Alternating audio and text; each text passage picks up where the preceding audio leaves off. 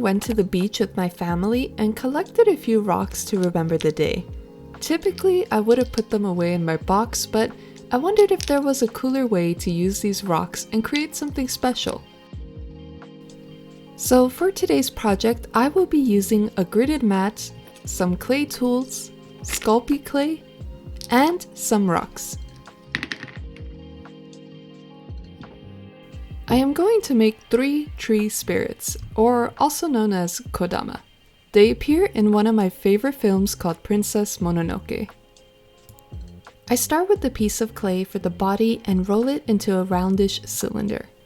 Each tree spirit is going to be different sizes, so I am not worried about measuring out the clay because I don't want them to match each other.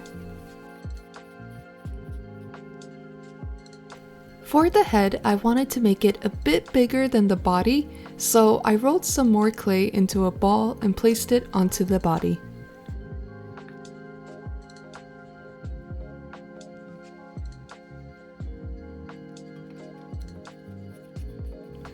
This part is optional, but I wanted to make it a bit lumpy and not perfect, so I lightly squeezed the head to create some bumps. If you want it to be perfect and smooth, you could always gently sand or file the clay down after baking. But this is just an aesthetic choice for me.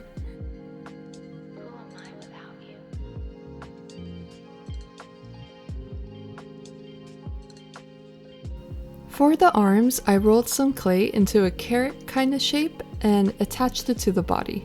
I did the same thing for the other arm as well.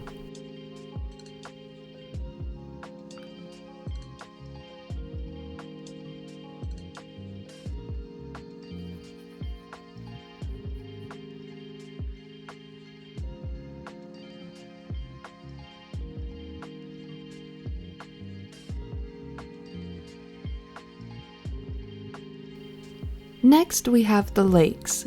I rolled some clay into a cylinder and cut it in half. Then, taking one of the pieces, I rolled it into a log and bent it slightly. I did the same thing for the other leg as well.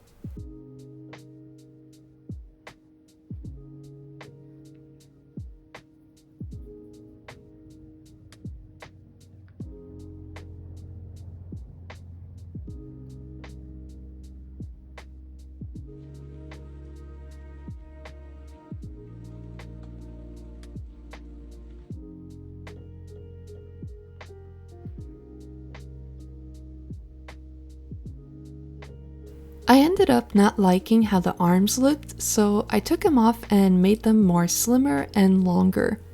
I also changed the position of the arms and had them placed on the knees of the spirit.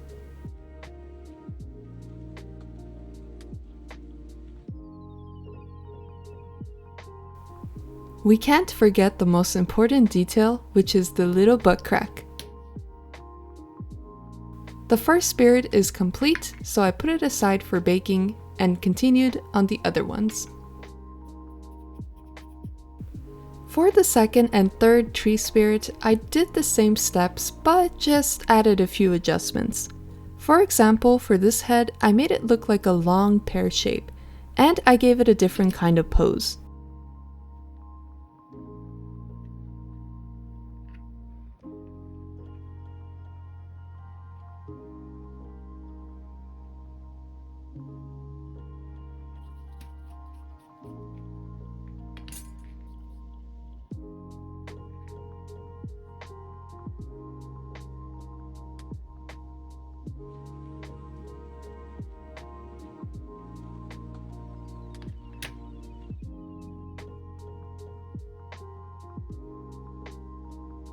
For this tree spirit, I made it much shorter and standing up instead of sitting. Truthfully, it is so much fun making these little guys, and it's funny because even though they are similar, you can make each one a bit unique from one another.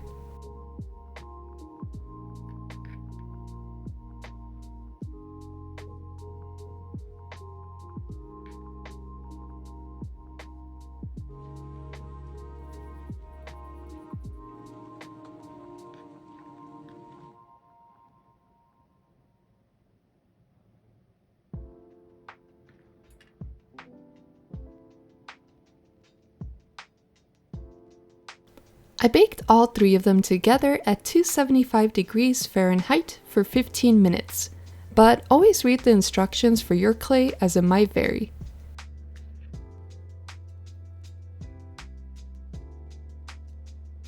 Before painting, I like to take some scrap clay and use it to keep my pieces from falling down when it's drying. Then taking some white paint, I painted each piece making sure it was dried completely before doing a second coat.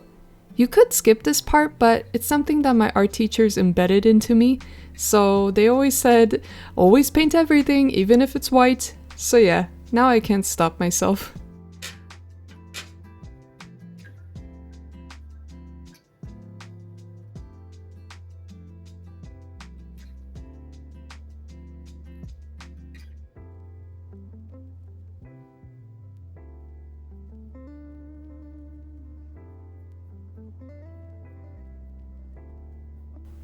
For the faces, I used some black paint and the end of my brush to create the eyes and mouths. I went in with small dots at first and then slowly making some of the dots bigger.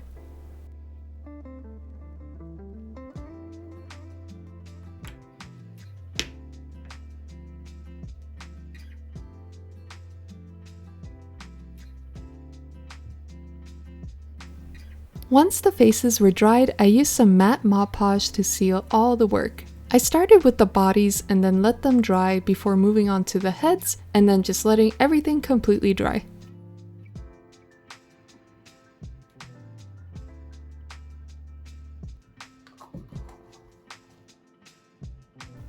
After letting everything dry, it was time to glue the tree spirits to the rocks. Surprisingly, this took some time because the rocks I collected were a little janky and not that heavy, so I had to find the sweet spot where the spirits wouldn't fall. Then using some hot glue, I attached them together. You could always use a stronger glue, but surprisingly hot glue worked fine with these rocks.